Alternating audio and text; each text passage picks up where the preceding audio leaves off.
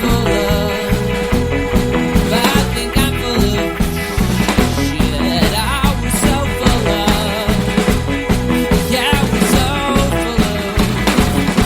I think I'm full of. I think you're full of. I think we're full of shit. And welcome back to So Very Wrong About Games. It's a board game podcast about, strangely enough, board games. Mark, you should just record that like you always do and just play that at the beginning. Then we don't have to waste my precious golden voice saying that every time. Walker, I will declare here in October of 2019 that I will never, ever do that. So, some quick caveats, some things that I always forget to say at the beginning of every show. All the games I played that I'm going to be talking about this episode were played digitally, yet I'm going to give the creditation to the physical copy for the designer and the publisher. And the other thing I want to say is, during this, what's going on now, support your local game store. I've seen a lot of these stores offering gift certificates and stuff, so you can like go online, use your PayPal, use whatever, prepay some, charge up your cards, get ready for when these places suddenly open. If you play games down at your store, if it's your local get-together place, then these guys are suffering and hurting. Reach out and give them some support. That would be fantastic. That being said, this is a podcast about board games. I'm here with my great friend, Mark. How are you today, Mark? I'm very well, thanks. How are you, Walker? Always good. We are going to talk about the game we reviewed last year, and then some games we played this week. Some news and why it doesn't matter. And the topic of this week, which is the digital life after COVID. Mark, I always take the limelight when we talk about the game we played last year. So this week, I will let you introduce it. Walker, a man of your charisma and presence takes the limelight in any context. But thank you for throwing me this bone. Last year, we reviewed Crusaders, Thy Will Be Done by Seth, Jaffee, and Tasty Minstrel Games. And honestly, when I saw that this was the AYURIS, I had difficulty remembering the game at all. It was so forgettable for me, so bland, so pointless, so blanched of any historical detail or nuance that might have made it a little more compelling, so bereft of genuinely mechanically engaging elements. I didn't hate it, I just found it incredibly forgettable, which is why I forgot about it shortly after reviewing it, and I have not played it or thought about the game since.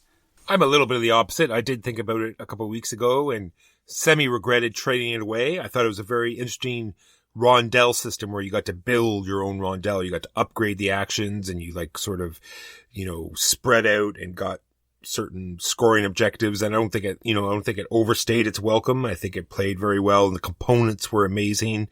And believe it or not, it's getting an expansion this year, Mark. It's a expansion. It's called Crusaders Divine Influence. So that should be interesting. There's not much information on it other than the fact that it's coming out this year. Are you going to jump back in with both feet? Not at all. Okay. If it comes to... No, not even if it comes to Kickstarter. So, on to the games we played last week. I played Bullet again. This is the level 99 games puzzle game that is kind of sort of almost, but not really at all, a shoot-'em-up game. And I commented last week that I really liked the timed aspect of the competitive mode, but I had misgivings about how it might work multiplayer, and I had misgivings about how it might work in the solo/cooperative boss modes. So I played the boss mode. In the boss mode, what happens is essentially the boss introduces new patterns that you have to fulfill or bad things will happen to you. So in the normal competitive game in Bullet, what you have are these bullets, eponymously enough, that have to be arranged in specific patterns so you can then send them off to your opponents. Well, in the case of a boss fight, you send them off to the boss, but on top of that, if you don't satisfy a pattern by the end of the round that matches what the boss card has, your bullets will threaten you and descend. All that is fine, although not necessarily precisely calibrated to how I like things, because one of the things that I very much appreciated about Bullet was it had 3 patterns for you to juggle at any given time. Or 4 if you had the particular character, but then the boss starts introducing more and more on top of that. At that point, it starts feeling more like a puzzle and less like a crisis management. And again, this is just purely personal preference things. I'm not really good with spatial puzzles. That's not really what I'm down for. The other thing that it got rid of is the timer element. When you're playing co-op, it's untimed. That I also strongly disliked. Now, I realize that it's kind of a necessity because you have all this additional information to juggle. You have all these additional patterns to manage. And some of the patterns are off in the middle of the table and everyone needs to be able to see them. And I could understand that if it were timed, it wouldn't really work in the same way. But it just wasn't to my taste in that sense. I was going to say that the trade-off is that you lose the suspense of, the timed element, right? Exactly. And one of the things that we agreed on a few weeks ago was that mistakes are interesting, play faster. And that's one of the great things about the timer element. It gives you this additional sense of tension, so it increases the experience of the game. And mechanically, just procedurally, in terms of what happens, you get more interesting developments because people aren't playing optimally. And I am not particularly prone to AP. I would never, ever want to play the co-op version with anyone who is even remotely prone to AP, because goodness gracious, they are going to take forever, because the optimal play is just there waiting for them, just past the horizon. All they need is 2 more years to think about how to move this tiny little chit. So yeah, I'm not keen on playing the co-op version again. I'm not keen on playing it multiplayer. So what are we left with? Well, we're left with a game that's cute and shows promise, but based on my set of preferences, I'm only ever willing to play it 2-player. In other words, not a game I'm going to try to get. So Bullet is in pre-release now. They've got an official tabletop simulator mod for you to try it before it goes up on Kickstarter. It's going to be up on Kickstarter in a couple days. But I will say this. If you and your group, you want a competitive spatial puzzle type of thing, or even a co-op spatial puzzle type of thing, if you liked Tosh Kalar, or if you wanted Tosh Kalar to have a slightly more glossy theme attached to it, this might be the game for you. It's very clever, it's very simple, it's very accessible. It's just not leveraging the kind of gameplay skills that I find enjoyable. And so it's very much a tight mismatch as far as I'm concerned, because I think mechanically it's sound and it's got some clever bits, and the character differentiation is lovely. It really is nice how the special powers work together and how every character has their own deck of patterns to match, and the patterns themselves leverage the special abilities so it all feeds into each other. That part's great. And if I had a need in my collection for more 2-player head-to-head games, I would absolutely jump on Bullet. That is not, however, where I happen to be sitting. And so, given its lack of flexibility and how I'm only willing to appreciate it in a very, very narrow lane, again, my fault, not the game's fault, I don't think I'll be playing much more of Bullet. And that is my further follow-up experiences with the game. Nice. I watched this game called Sapiens shoot up the hotness list, so I wanted to check it out and find out what it was all about. It was an older game, and it was shot up the hotness because it had just come out on Board Game Arena, so I gave it a try. It's a game by Cyrille Leroy, put out by IELLO Games. And it's like a domino type game. You have all these different terrain types and you're placing it on your own little player board. And it's a little bit like Tigers and Euphrates, where you have 2 different scores. You're getting a sort of like a people score and a food score. And your score at the end of the game is going to be whatever the lowest one is. Dominant strategy, cannibalism. It's true. Then it's a win-loss, right? Well, it keeps it keeps your score even that way. Guaranteed equilibrium. The tile placement was semi-interesting. It was like a direct dominoes, all the different train types had to match and they all had to touch, and you'd move around your board and you'd go into different caves.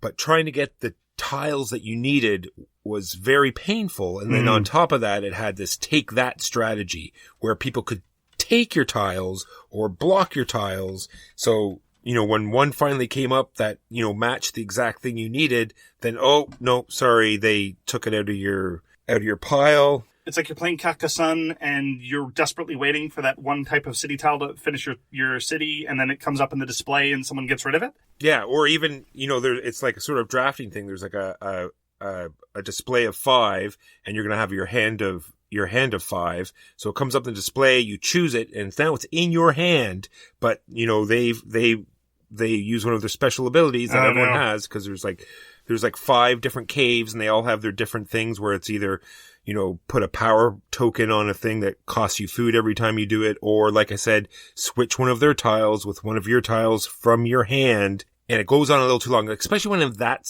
when that's the key part of the game. It would be fine if that was like a sub part of the game. It's like, oh, you're going to play tiles to do this part, and then you're going to do something else over here. That wouldn't be so bad, because then you could, focus more on here and say, okay, well, for this turn, I'll do this. And then maybe another tile will come up. But if they take that tile and just happen to be the only one that you could play, because you definitely have to make sure your hand is diverse, because if you don't play, then you have to close, flip over that whole line you've started and start a whole new lineup, right? I see. So, that being said, I'm glad I got to try it on Board Game Arena. It's definitely not one I'm going to, seek out picking up or wanting to play again. It had some interesting parts in it, but overall, too much take that, in my opinion. Do you know what sounds like a really good game walker? What sounds like a good game, Mark? This Tigris and Euphrates thing you mentioned earlier, that sounds like a good game. I think we should give that a try. I heard it's by this designer that puts out a bunch of good games. He's got a good pedigree going on. We should give him a whirl. He is a doctor after all. So I got to try a game called Legacy of Dragonholt, and I have to say that I'm late to the party with this game, and it is entirely my own fault. I've been hearing about Legacy of Dragonholt for years, and I just never really got it to the table. It took me a while to get a copy, and then it took me a while to try it. I hope you don't think you're going to get away with this, Mark. You know, wandering around the lands of Tiernoth, and you think you're going to tell me that you had fun when you've been bashing this for the last 10 years. Any game that is in the land of Tiernoth, you're like, ho, ho, ho, orcs and goblins, how original. Lands of Tiernoth, garbage. So go ahead, tell me how good this game is. Okay, first of all... You hypocrite. First of all, I am right there with you on Battlelore 2nd Edition. We both love Battlelore 2nd Edition. I kind of sort of almost like Rune Wars. I think it almost works. It's just a little too long, but it has some clever bits. Here's why Legacy of Dragonholt is a joy. And I absolutely adore Legacy of Dragonholt. I'm 3 sessions in. I'm playing it solo, but I am absolutely going to finish this thing. And I've been playing every day since I first cracked it open. Here's why. It is precisely the kind of story that I want, wedded to the type of storytelling mechanics that I want. Again, just in terms of personal preferences here, because apparently there is no such thing as objective truth. All is subjective. Nothing is good, but thinking makes it so. When I first fired up the Legacy of Dragonholt, as it were, I was ready to hear about, the Grand Council of Latrilia sending down their centuries-long edict for the grand hosts of whatever the hell. No. It was a couple of people wandering along a road, getting to know each other. That's how the story starts. That is the beginning of Legacy of Dragonholt. And the thing is that all the people involved are interesting and compelling, and I care what happens to them. One of the things we commented on, we've been talking about adventure games a lot over the course of the past year. And one of the things we commented on in the context of Tainted Grail was you like the world. The world is compelling. I want to see what happens in the world. The people involved, not so much. Only on occasion do you really get some traction and you care about the specific individuals. Legacy of Dragonholt is exactly the opposite.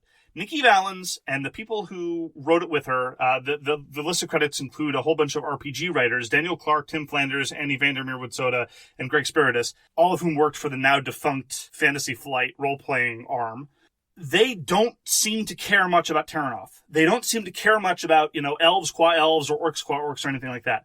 What they want to do is create compelling, reasonable people involved in compelling, reasonable setups and scenarios. And I'm completely hooked. I care so much about what is happening to these people. I care about my own character, even though my own character doesn't say anything.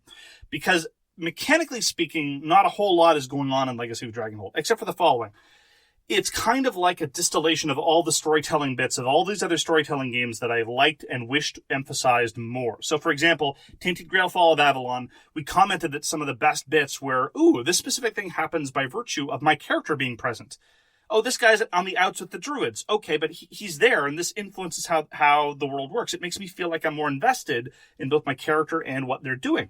Similarly, in the context of games like Sherlock Holmes Consulting Detective, there's an interesting puzzle to be unworked. The kind of puzzle that I like, the kind of social, more mystery puzzle. Legacy of Dragonholt combines those two elements in a very, very real way. You have a map, you go to various locations, you read paragraphs, it's a choose your own adventure at its heart, but the specific, unique results that you get are not a function of your character being present, because your character is always present, but your character having certain sets of skills. At the start of the game, you're encouraged, and this is all like stock narrative role-playing game stuff, you're encouraged to start investing your character with meaning, and by giving them a certain list of skills. And so you might have a paragraph that says, okay, here are the things that you can talk about. Oh, would you like to talk about this person's background and about how they're really, really upset about their former master's death? Do you have the empathy skill? Okay, well, then you can ask them about that. And so you immediately start forming these attachments to how your character views the world. Your character is the lens through which you're approaching these social... Yes, there are broader situations, but it's mostly social for me at this point in terms of my preferences. And I'm really affected by what's going on. I have strong opinions about these people. And I don't want to get into spoilers, because there's a lot of really interesting and clever stuff that happens in Legacy of Dragonholt, but it started off for me right away, because the story starts, the événement déclencheur, as you say, I literally don't know the English term. The precipitating event is a letter that gets sent to you from a friend. You're told that an old friend of yours is a tutor to some minor noble somewhere in Dragonholt. And I start reading the letter, and first I notice a typo. It's like, oh, that's unfortunate. FFG normally has pretty good copy editing. I wonder what happened there. But the typos keep mounting. And right around typo 3, I'm like, wait a minute. Why is my scholar friend sending me a letter that's full of typos? Something's deeply wrong here.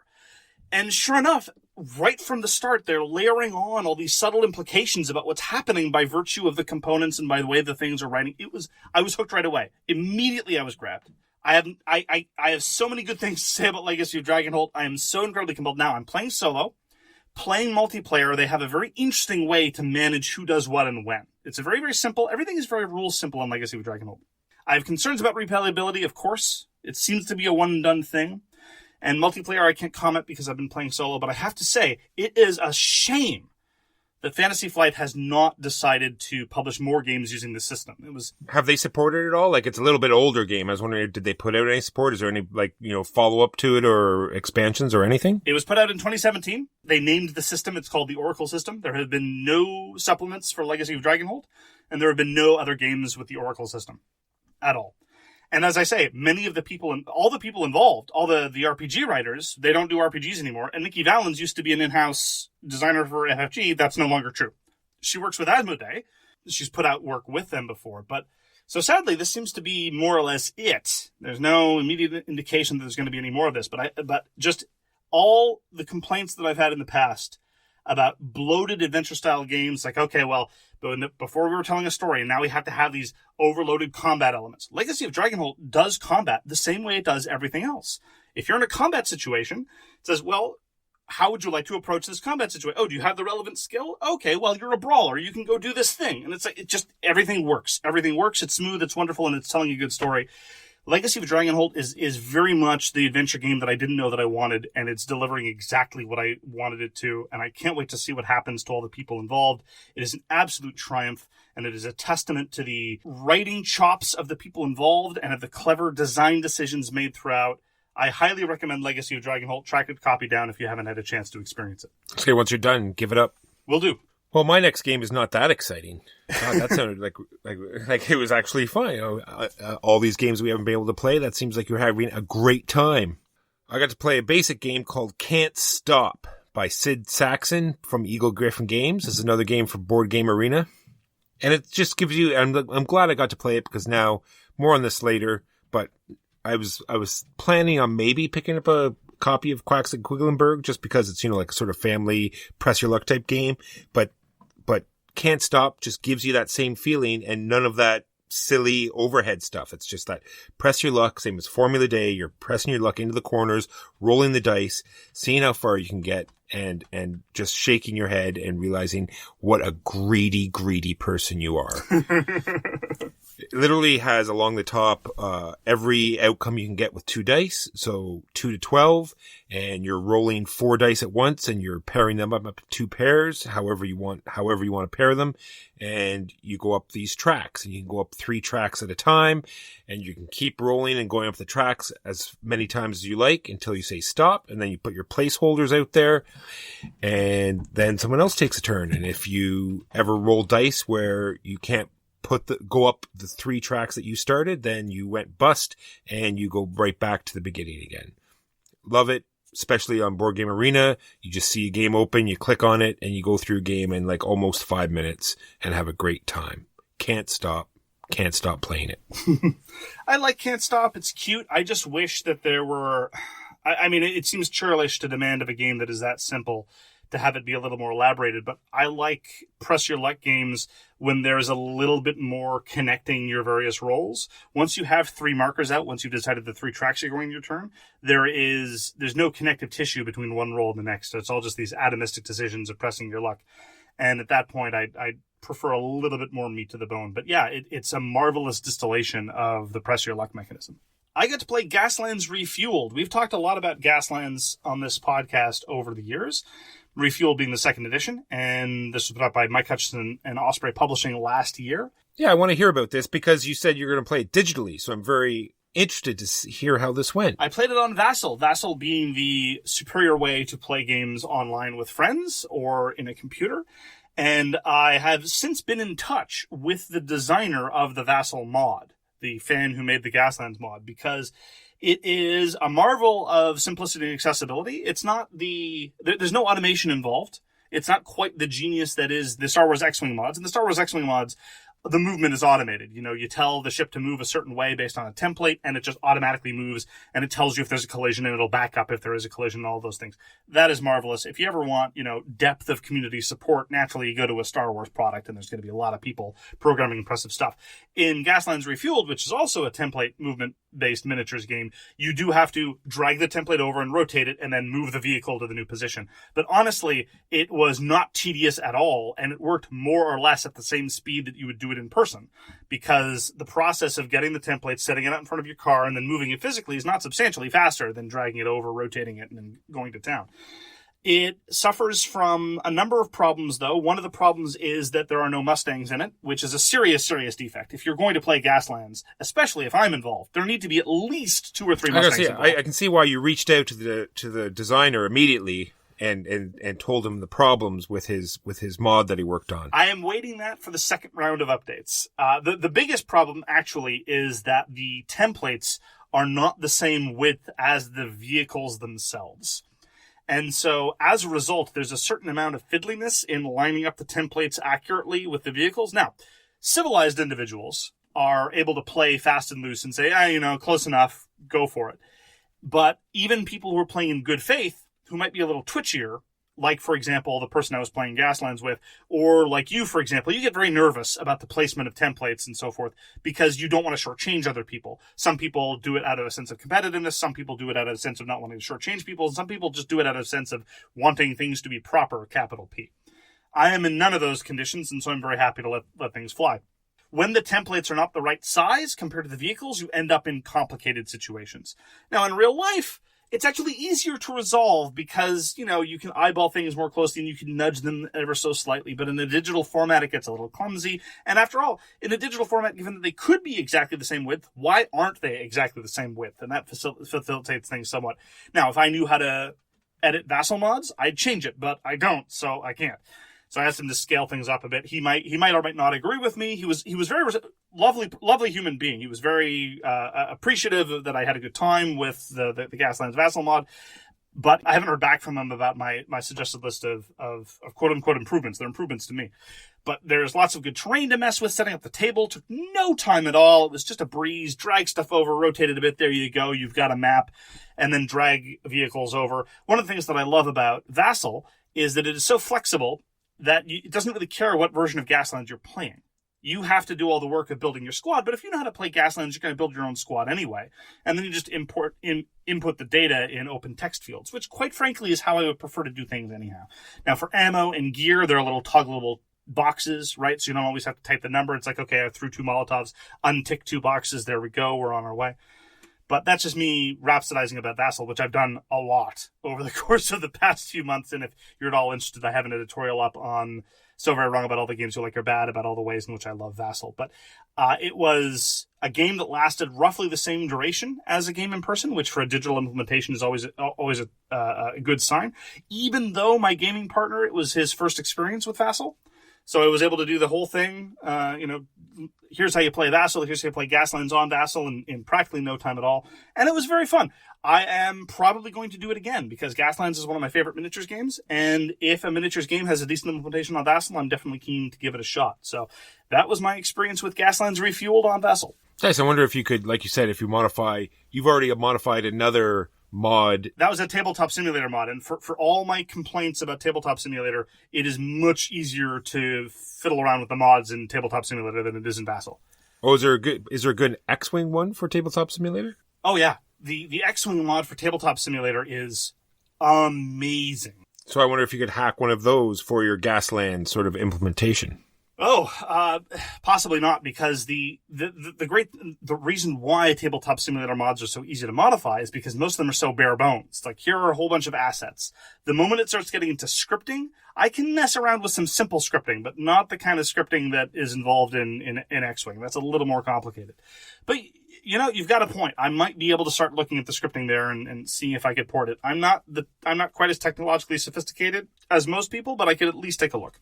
All right, for my next game, I just realized when I was looking at my list, it sort of combines the last two games I just talked about and takes the great parts of both those games and it works in this. So in Can't Stop, dead simple mechanics, super fun, and that's the essential part that makes it good, is the fact that it's quick, dead simple. Sapiens, tile lane. So the game that takes both of those together. King Domino. Played a lot of games at King Domino. Once again, I just sort of went all in on Board Game Arena this week. It's just one of those things where it works much better on my device that I can have where I am, and not so much on my computer, or I can't be on my computer as much as I want to be. But anyway, back to King Domino. Very interesting tile lane system, very quick, and it's one of those games, I think we've talked about it before, where the rules are so just dead basic, and that's what makes the game great. It's like you choose a tile, pick the next tile for next turn, place that one, you're all ready to go. It goes around the table very quickly. Nice, simple, easy scoring systems. They've come out with a couple of expansions for it, and I'm wondering if it falls into the same problem before. I know I've tried the One Giants expansion, and I've heard some people raving about the next one that's coming out, but whenever you throw gears into a system like this where the novelty of it is because it flows so easily and it's so easy to teach, I'm wondering if it just, you might as well just come up with something different, keep this true and basic the way it is, and that's why it's great, but who knows, I'll have to wait and give it a try. This is a Bruno Cathala design, and it's put out by Blue Orange, and you're essentially just laying these dominoes out, once again, just like Sapiens, a whole bunch of different terrain types, and some of them have these little crowns in it. So depending on how big you make that particular part of the terrain, you multiply it by how many crowns you happen to get in there, and you have to make a 5x5 grid, and then the game is over, and fun was had by everyone. Bruno Cathala knows what he's doing, and Blue Orange is a solid publisher. Yeah, King Domino is a very, very good entry-level game. I agree. I had very early experiences, and this is going to be very tentative, with Tiny Forming Mars. Tiny Forming Mars is the print-and-play reimagining, the smallening is a technical term, of Terraforming Mars. Now, I'm on record as not really appreciating Terraforming Mars very much, but Tiny Forming Mars intrigued me. It is one of the print-and-play games that's been winning awards, and with my very, very, very positive experiences with Under Falling Skies, I wanted to explore a little bit more some of these indie, unpublished print-and-play games that have been winning awards over the course of the past couple of years, and Tiny Forming Mars came very highly recommended. Now, I've only played it solo so far. It is a 1 or 2 player game, and I'd say that the 1-player game is just an optimization exercise. You pull 3 cards from a very small deck of advancements, and then you basically just try to make sure that you have enough icons to power the thing you want to do, and you do this over and over and over again over the course of 11 rounds, and you just try to make sure that you've exhausted the supply of all the heat, of all the plants, and all the water. So it's got that element in common with Terraforming Mars. You have tags that you need to manage, and you're trying to terraform Mars by making it warmer, wetter, and greener. So Tiny Forming Mars is very much in line with that. But instead of being some sort of sprawling drafting management thing where you've got a whole bunch of different actions, it's much, much distilled. At the start of every round, you're going to have 3 new projects that you can possibly do. In the solo game, you just draw 3 cards, and each card has 2 projects on it. You just pick which projects you want to do. When you're playing competitively, though, you effectively draft the available projects. You pull up the cards, and one player says, okay, I want me to have this project and you to have this other project, and the other player makes the same call. And so you have some ability to effectively draft, kind of, sort of, almost. And it's less a brutal optimization puzzle and more a question of a competitive dance, I hope. Because, as I say, the mechanics I find very interesting. There's some money management and some tag management. You need to worry far more about the map, because the map in Tiny Forming Mars is much more constrained. That was another one of my complaints about Terraforming Mars. I felt that the map was kind of ancillary and not terribly interesting. It was a little too loose for my tastes. But in Tiny Forming Mars, it's so much smaller. And so placement is much more constrained and tight. And the trade-offs strike me as more interesting. But again, Solo, it didn't seem like it was playing to its strengths. I hope that playing 2 players, it will be more interesting, more compelling, more, competitive, and with more interesting trade-offs. So I hope at some point, Walker, over the course of the coming weeks, either you or someone else will be willing to sit down and play Tiny Forming Mars with me. There is a tabletop simulator module. I was going to say, it'll have to be, because, seeing each other in person again, I don't think that's allowed to happen. Yeah, no, it's been outlawed for just general sake of health, because seeing someone of my feeble physical attributes next to an Adonis, the universe can't abide that kind of juxtaposition. But at any rate, so suffice to say that my early experience of the Tiny Forming Mars have been somewhat frustrating, because I didn't really like the solo play. The nature of the optimization didn't please me very much. But mechanically, it seems very sound, and it seems to address many, if not all, of the chief concerns I had about terraforming Mars. So I am looking forward to trying it with another human being and seeing what comes of it. And that was Tiny Forming Mars, designed by Michael Bevilacqua. All right, and lastly for me, you and I got to play Innovation again. So this is my second time I played Innovation. I had tons of fun playing it. I'm wondering if our game today was sort of representative of how Innovation goes, right? Is this, because, I seem to get the right cards at the beginning, came off to a huge lead, and then you happen to get cards at the end. Is that how Innovation works? You just have, you just fall upon the cards. So no, I'm not being sure. smart. I'm just is this the experience of the game? Is this what happens? Is that you just people happen to draw the right combination of cards and then they explode out, and then, or is there an actual way to litigate this problem? Is there a way to actually? I believe the word you want is mitigate. Litigate refers to legal action. Mitigate, sorry. So I don't think you're sending me an injunction or taking me to court, but if so, this would be a strange way to serve me. I should have, after I got brutally robbed of that victory today. I think I should start some sort of court proceedings. Let me answer your question in 2 parts. First of all, yes. Largely speaking, the game ends when someone's able to build an explosive combo or to get the right power that dovetails properly with the table position, and then they just break the game. This is not entirely unlike how a lot of games of Glory to Rome end. Glory to Rome, also by Carl Chudik, people say that the point of Glory to Rome is to break the game. Whoever breaks the game first wins. Innovation sometimes feels like that. It's got some of the broad contours. But I think you're actually underselling what happened in the course of our game of Innovation, because I think that you're kind of minimizing the extent to which there was back and forth. Because what happened was you built very early on a reasonably good scoring potential by virtue of the cards you had in your tableau. And you were running away with achievements. And I realized, I did a quick calculation, I had to get at least 1 achievement or you were just going to run away with it. So I got my 1 achievement, and that bought me time.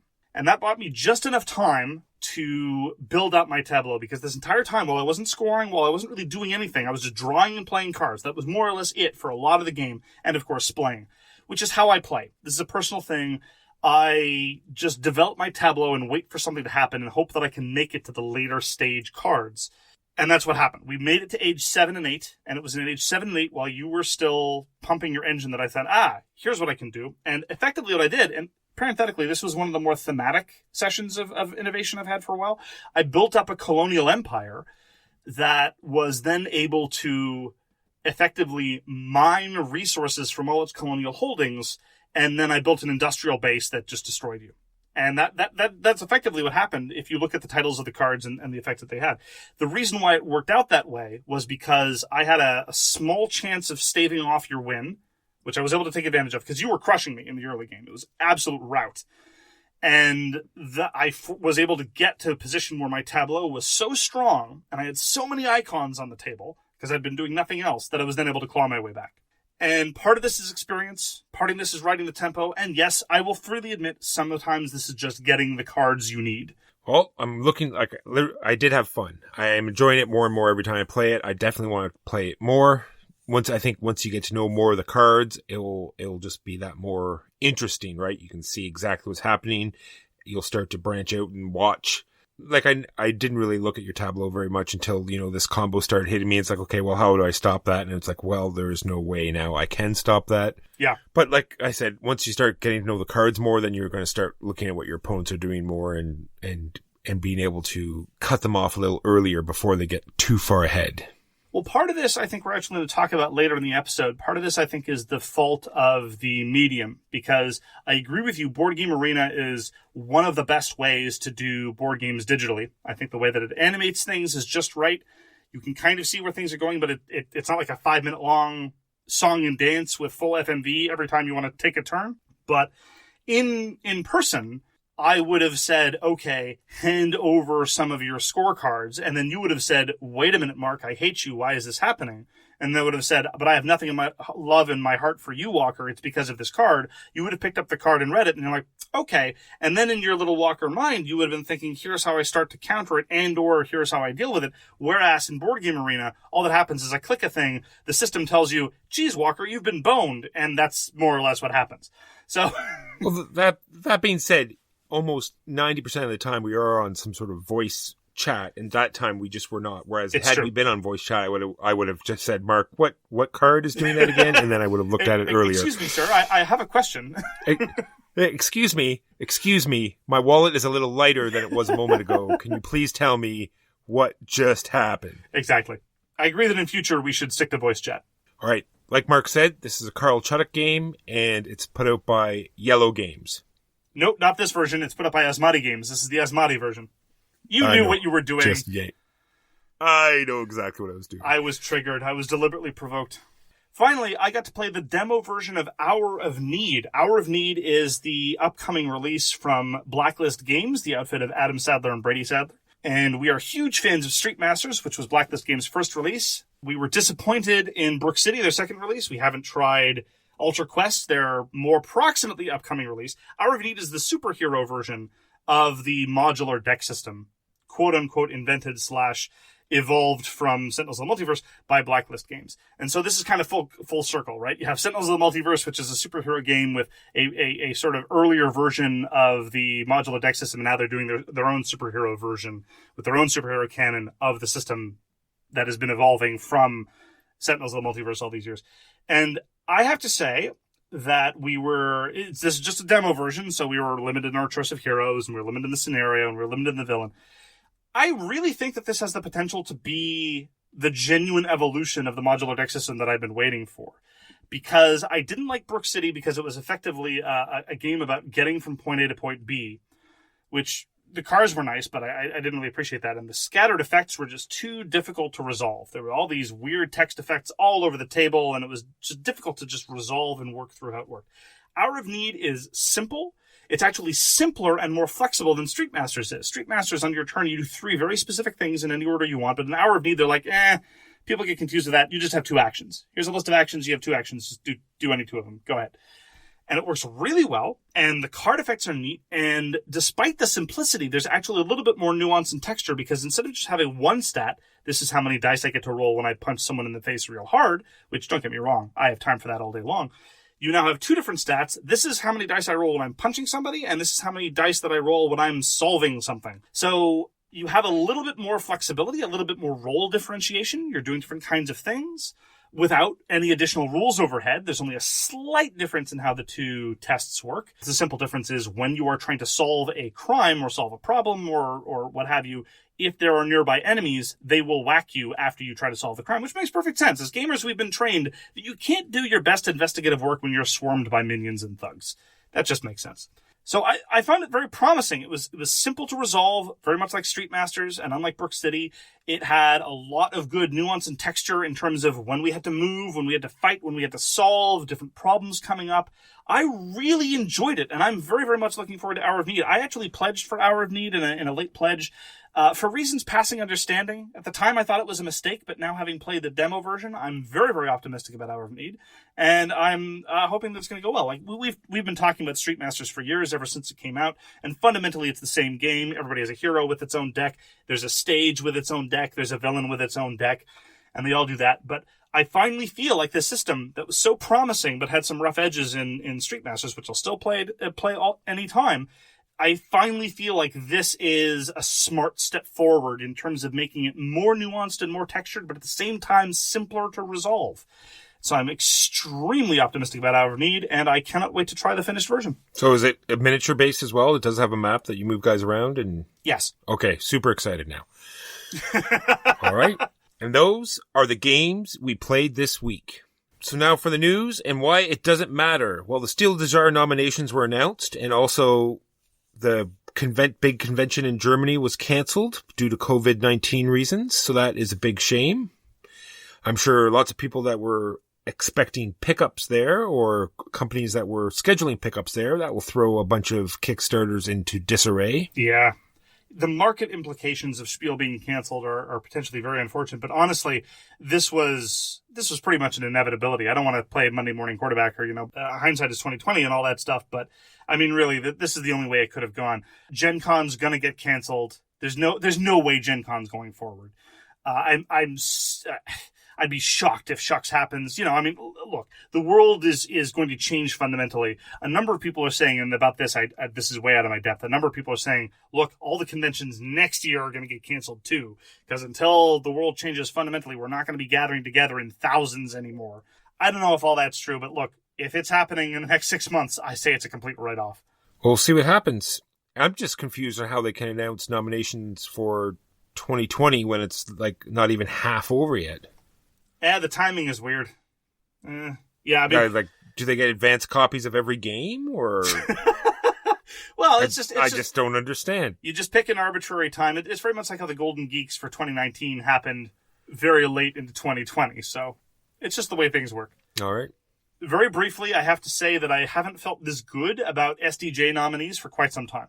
So I haven't played My City by Reiner Knizia, but it's been nominated by an SDJ, and I will admit that I have absolutely no journalistic or objective distance when it comes to Reiner Knizia. He deserves every prize ever. He should have won Best Podcast. He should win the SDJ. He should get a Nobel Peace Prize, etc., etc. Yeah, and the new commemorative Wingspan Award, which means you're the greatest game of all time and everything else. Yeah. Now. Go ahead. Sorry, I didn't mean to interrupt. Uwe Rosenberg and Corné van Morsel, their game Nova Luna was nominated, as was Pictures by Daniela and Christian Starr, which I haven't played, but it looks perfectly charming. Now, the Kenner Spiel, it looks really solid. We have Cartographers, a role-player tale, which I haven't played, but comes highly recommended for what it is. I mean, it seems to be more engaging than your average roll and write.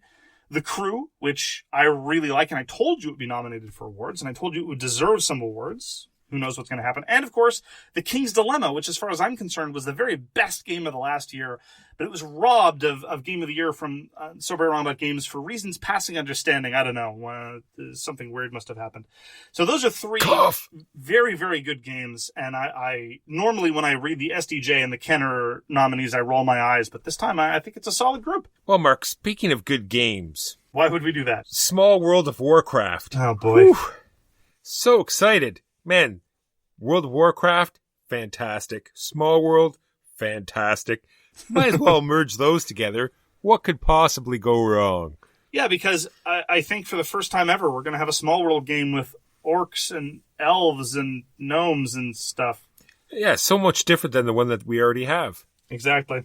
I would like to announce that we're going to be having today a very special installment of a long-running feature, the Swag Poetry Corner. We're sophisticates here in So Very Wrong About Games, men of intellect and refinement, and so I would once again like to share with you some game-appropriate poetry. Because Matago released images of the works-in-progress versions of some of the monsters from Kemet Blood and Sand. We've been talking about Kemet Blood and Sand. We love Kemet here, and Kemet Blood and Sand is supposed to be Kemet 2.0. And a number of people, myself included, are not a fan of the new sculpt for the Sphinx because it looks stupid. Not because we're prudes, and not because we want to organize a boycott, but because it looks stupid. It's got a tiara with a little heart on it. That's how you know it's a girl. And in case you didn't already recognize that it had the tiara with the heart on it to show that it's a girl, it has giant honking fun bags on the front of it, pushed up with the standard sort of plate mail bikini thing. It's juvenile and silly. So, Erin Lee Escobedo, the brilliant designer of Meltwater, she hates it when I say she's brilliant, but she is, shared with us this lovely retelling of Yeats's Second Coming. And I quote, "A vast image out of Spiritus Mundi troubles my sight. Somewhere in the sands of the desert, a shape with a lion body and the head of a man, a gaze blank and pitiless as the sun, is moving its slow thighs, and also just absurd cans, milk from here to Bethlehem."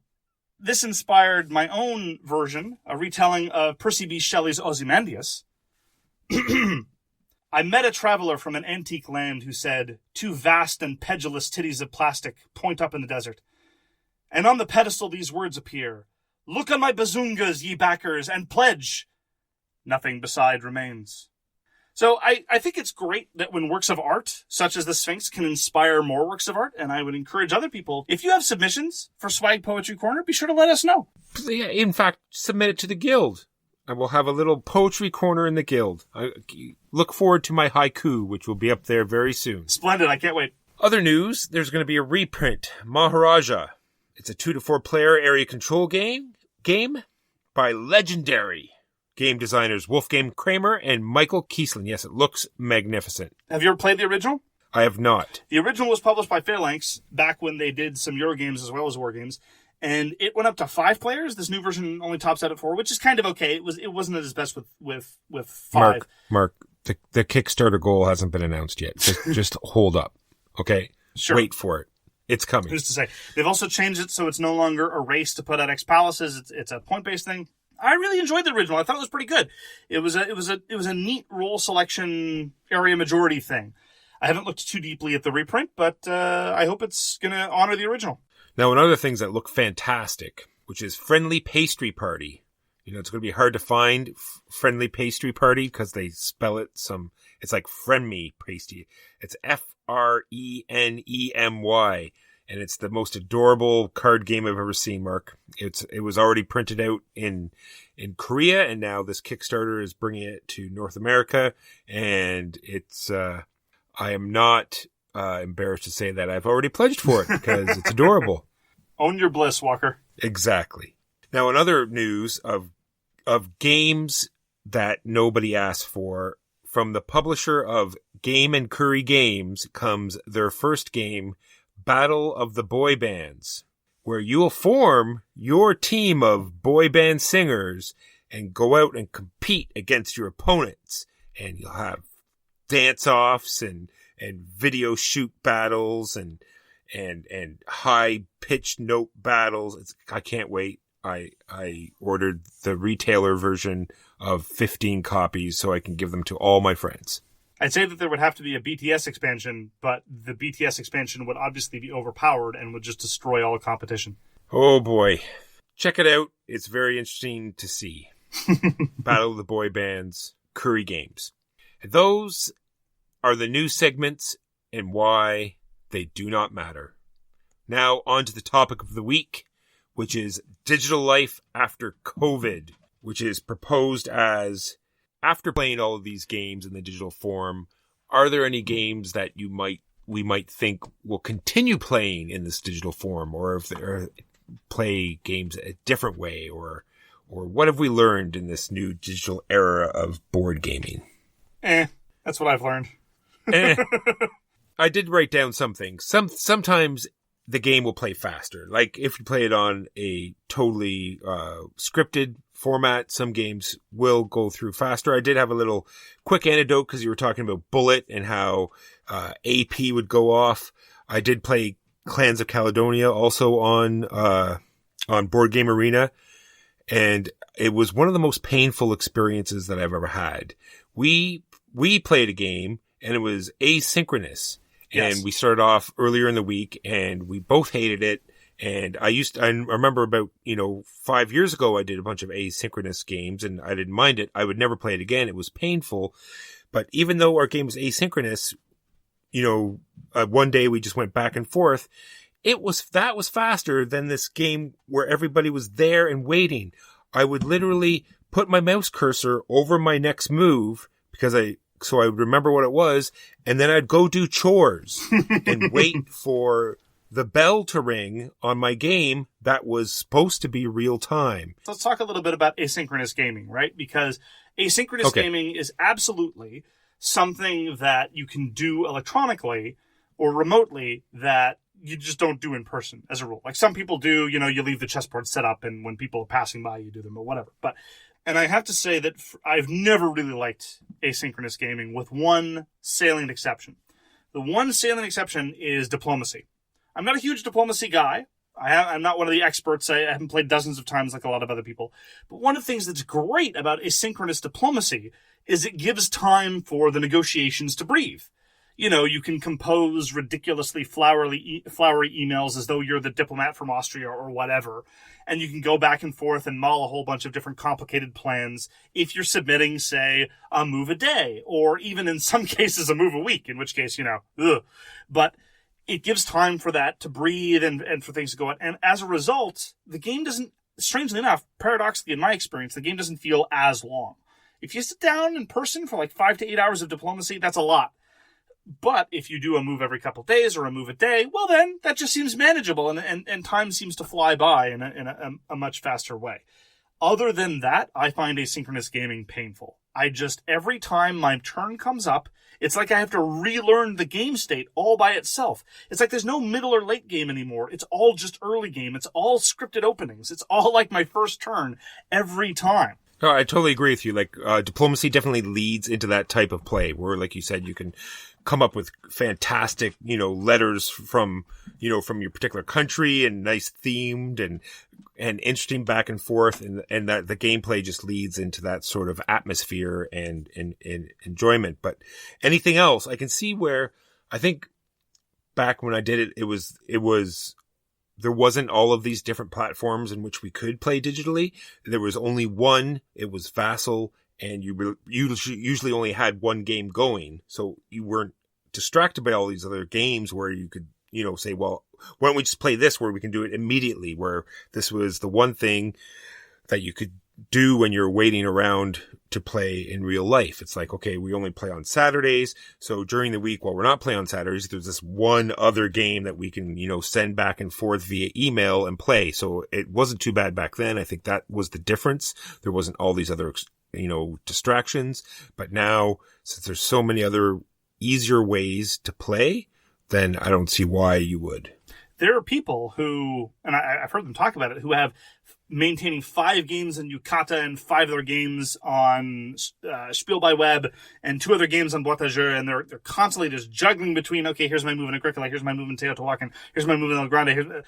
I just do not understand the appeal. It works great for some people. Like, honestly, it's marvelously flexible. If you're willing to play asynchronously, well, then that just opens up all manner of scheduling opportunities, and you can play all these different games simultaneously if you're so inclined. I, however, am not. And we talked about it earlier, and we talked about the last episode, these people who are min-maxing their scores, who really want to go for the best score, who only think they're playing properly if they get the best score. That would be the ideal way for them to play. They could sit there, for as long as they want and go through 5 or 6 different moves and plan out exactly what they want to do. And that way it doesn't waste other people's time. You're absolutely right. As an addendum to 2 weeks ago, the solution to AP, if you don't mind playing asynchronously and you want to play a game with somebody who suffers very deeply from that kind of competitively driven analysis paralysis, suggest you play asynchronously. There you go. Problem solved. So suffice to say, I am not going to be playing games asynchronously going forward once quote unquote normalcy resumes. It is not something that I will take advantage of. Another one, I feel sorry for the people that moved away, that suddenly got their gaming group back. Because, only people can play digitally, suddenly people can play together again, and the guy that moved away is once again forgotten. Well, that's the thing. I was thinking about this, because this is I've commented on this before, this is the salient advantage of this sort of lifestyle shift that we've experienced in how we do our hobby time. There are people that I haven't been playing games with that I've suddenly been able to play games with. Now, there is a core group of people in the greater Boston area that I used to play games with because I lived there. And they, at least, I would visit every few months. I would take a road trip and go down and stay with some friends in Boston and play games with them. But then there are the people who've moved away from Boston who live on the West Coast, or the people who used to live here and now live very far away. And yes, I have been gaming with them, not all the time, but fairly regularly, when I hadn't played a game with them prior to that in years. And I don't know. I sincerely don't know if I'm going to, and this sounds terrible. It sounds like I'm valuing their company, but I don't know if I'm going to keep this up with them specifically once I'm able to do in-person gaming again. Does that make me a monster? Not at all. Not at all. It's how life works, Mark. People move away and you make new friends. It's just simply how life works. Well, no, but that's my point. I'm being still serious. My friends. I'm willing. No, I'm not saying they're not your friends. I'm just saying, gaming friends. That's all. Yeah, of course, what's worth noting, just as a corollary, I don't want to get deep into the weeds of what the future is going to look like, because number one, it's complicated. Number two, we don't know. But it's probably going to be, we're probably going to be doing in-person gaming with you, with Huey, Dewey, and Louie, maybe with some other locals, far sooner, I think, than it's going to be feasible for me to hop in my car and go to Boston for a while. Like, those are two different activities, and I think normalcy is going to come back on us in waves, and I don't know how long it's going to take. I'm not going to be doing any major road trips anytime soon, but I do think in-person gaming is going to return before that, so I have no idea to what extent I'll be inclined to, call my friend in Boston with whom I play GMT games and say, hey, let's play Combat Commander, let's play Twilight Struggle, calling up my friend on the West Coast and saying, hey, let's play PAX Renaissance or what have you. It's the great unknown. It's tough to tell. My next point are games you can't own or games you just don't own. Like games that are so hard to find, or like you've been saying with Warfighter, where you have 50 expansions that you wouldn't normally buy, but now you have them digitally, so that's something you still might play after the fact. Or, like I said, rare games, or games you just don't have that you might just say, okay, well, I don't have this, but I really had fun playing it last month. Why don't we just go back online and play it again? So I realize this is me finding yet new ways to reiterate the same thing that I always do, which is that my spatial awareness and my situational awareness in electronic gaming is not as good as it is in person. But I find learning new games through digital implementations to be doubly alienating. I don't know what it is, but being able to sit down with the components and set the thing up by myself in real life, in meat space, if you will. See, I'm down with the kids' lingo. That's how they talk, right? LOL. Oh, yeah, totally. KKK. And KKK. So, honestly, I don't... There are a whole bunch of people, even people that we know, who get a lot of mileage out of these digital implementations and try before they buy, and every new game, every brand spanking new game, they're like, oh, yeah, I've tried that. I played it 3 times. I'm not going to get it. I don't like it. And they, even more cutting edge than we are, and we're professionals. We are the edge, Mark. I don't like doing that because it's harder for me to internalize the game when I've only experienced it in digital format. So I'm able to do it. It's just harder for me. And so I'm more willing to make the compromise in terms of what game I play than the medium involved. This all flows from a realization I made probably about 10 years ago in the hobby.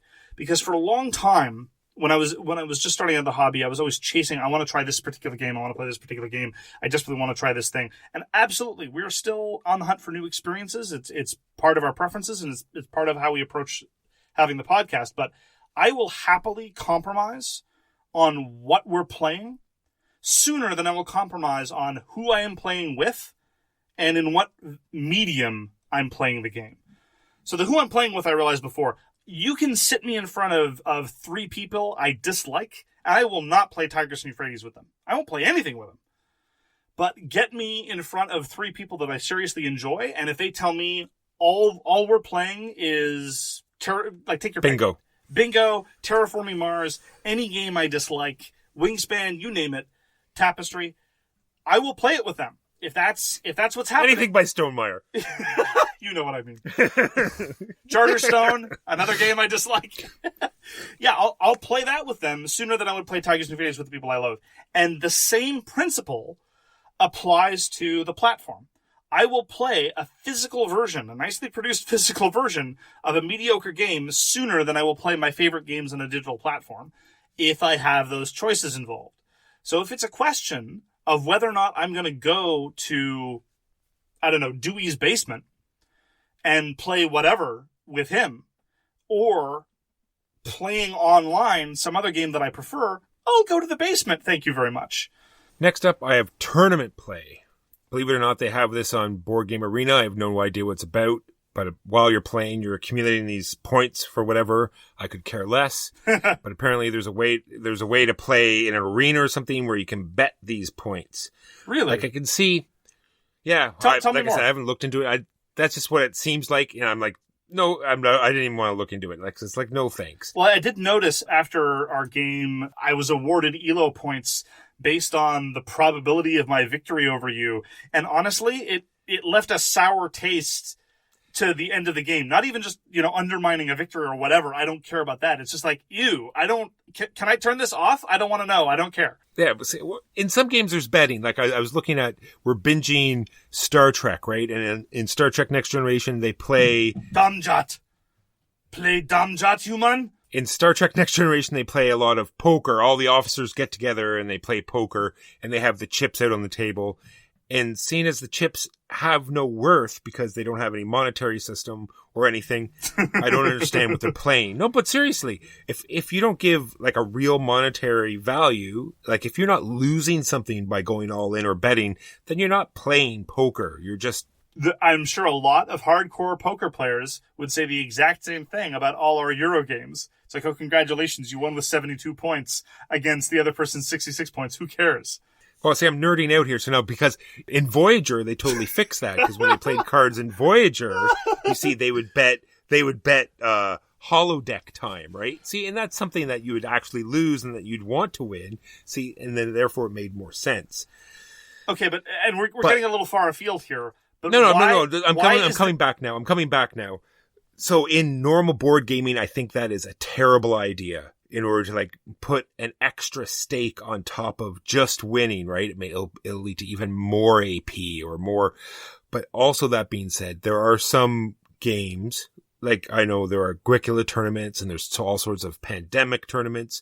And this is the only place where you're really, I know in some big conventions, they have big tournaments like this, but the majority of these tournaments happen online. So that's something that people will probably go back to. There was a Guards of Atlantis 2 tournament that started a few days ago, and Artie was posting things about it, and a number of listeners reached out and said, hey, do you want to do this thing? And I'm like, nope, I love Guards of Atlantis 2. I am not going to play a tournament. Absolutely not.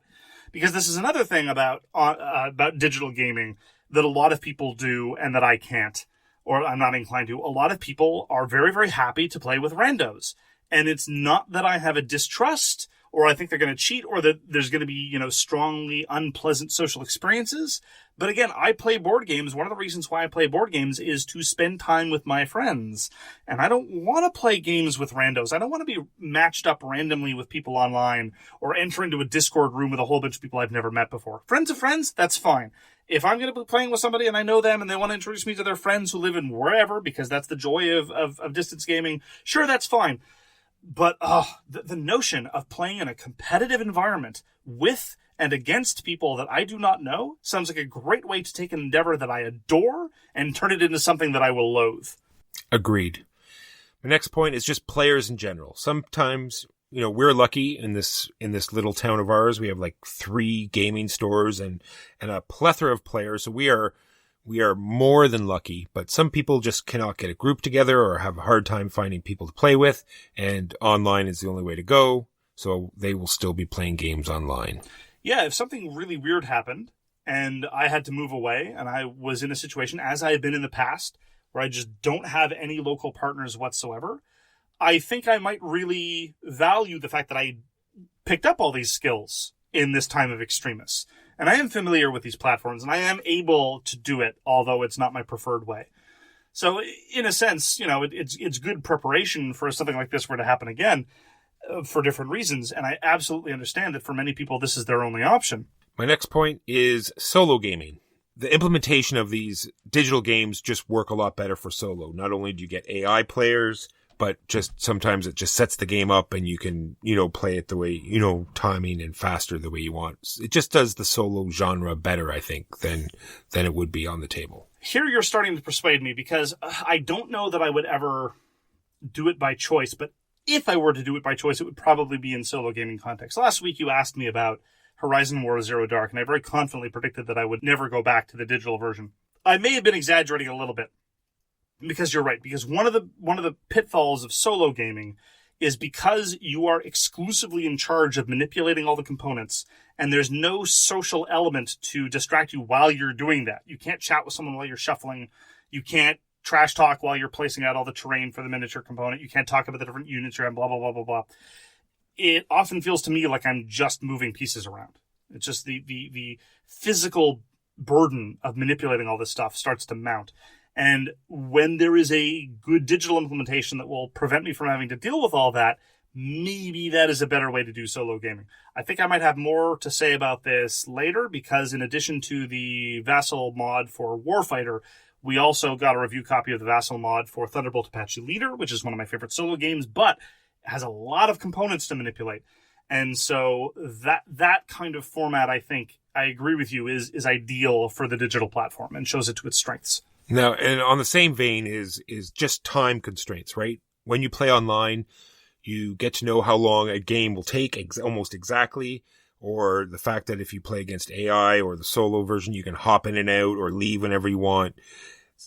Just the digital versions lead you to utilize your windows better, your windows of free time. That has not been my experience, actually. I actually find that yes, solo and against AI, absolutely. But against other people, all bets are off. Most games take slightly longer than they would normally, especially if you're playing on Tabletop Simulator, which is a blight on humankind. But generally speaking, I have no idea how long this game is going to take. You put a game in front of me that I played even once or twice before, and I have some rough ballpark of how long it's going to take. But if we're playing on Vassal or Tabletop Simulator, I tend to have no idea how long it's going to take. Usually longer, almost always longer, but by some variable amount. Sometimes faster. I don't know.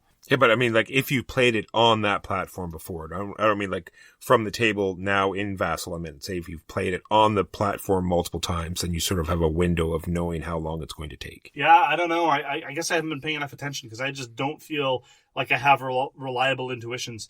Even games that I played a whole bunch of times in person and electronically, I guess the best example of this would be PAX Renaissance. I probably played it the most, both non-digitally and digitally in terms of a rough parity. But I don't know. I guess I should just pay more attention. All right. And my last point before I go into actual examples of mine is, now that I'm versed in the different platforms, we can try like new games that are coming out. A lot of companies are putting out like, a Tabletop Simulator version or a Tabletopia version much before the game is actually released. So we can sort of give these things a try and be able to talk about them before they're actually released to people. Oh, boy. You're going to ask me, oh, geez. I'm getting a vision of my future of our being able to play games together again. And my being like, look, I have this box. And you saying, but this Kickstarter is going on right now. And they have this advanced TTS mod. We should play and review that. Oh, no. I don't want to walk around. Look, I stand by my previous comment. I don't want to. I am using these platforms and these formats as a crutch, as a substitute, because I can't get what I actually want, which is to say to play board games with people in person. And as much as possible, I sincerely believe, once these conditions start relaxing, I'm going to spend as close as possible to 0 time on these other platforms. All right, so I only have 3 games I'm going to talk about. Castles of Burgundy, I've already talked about it. It survived the 2 purges, but I don't think it's going to survive again. Now that I have an app where I can just get that feeling of Castle of Burgundy that I like and not have to worry and cut its playtime literally in half, right? And so I don't need the actual physical copy anymore. Secondly these are all games that I actually played this week. The other one is Can't Stop. Even though I know I had a copy of Can't Stop like years and years ago when I had probably over 500. I know I had Can't Stop on the shelf and never played it. But now that I finally had a chance to try it and like it, I still will not get an actual copy because it just plays so well in Board Game Arena. It gives you all your options. You just click on what you want. It moves it all up. You get a game done in 5 minutes. So it's another one that I will not pick up in real life. And lastly, I really feel as though I would not enjoy innovation as much in real life as I do in the digital implementation. Really? Just the fact that it tracks all of the symbols. Even though you said, it does all the stuff automatically and you can't see exactly what's going on, you can look down at the little window and it does tell you all the different things that just happened. It'll say Mark played this card or Mark did this, and then Mark robbed you of your victory and sucked all the fun out of the game. See, it says right there at 5:02, Mark destroys fun. So anyway, those are the only 3 games I can think of off the top of my head that the digital world has killed for me.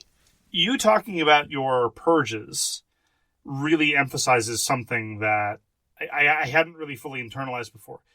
Digital versions, by their very nature, tend to be cheaper than the physical versions. And if you're on a budget, and if you if you've already invested in the hardware necessary to run these things, if you already have a computer, which many people already do, I don't want to make presumptions about anyone's socioeconomic means, but if you've already got a computer and you want a copy of Castles of Burgundy, well, the app is cheaper than the board game. If you want to play Scythe, the app is cheaper than the board game. If you want to play Warhammer Underworlds, the app is very much cheaper than the board game. If you want to play a tabletop minis game, something like X-Wing, something like Infinity, oh my goodness, the mod is cheaper than the physical version. In terms of helping with budget, it's absolutely there. However, I will note, just in terms of cycling back to some of the downsides, for all their vaunted flexibility, digital implementations, the good ones, tend to be a lot less flexible than the in-person games. And sometimes this is clear and sometimes this is less clear. In the case of something like Innovation, there are lots of interesting expansion material for Innovation that are not available digitally, as an example.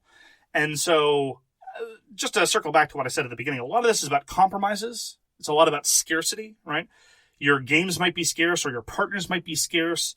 And it's all about which compromises you're more keen to make.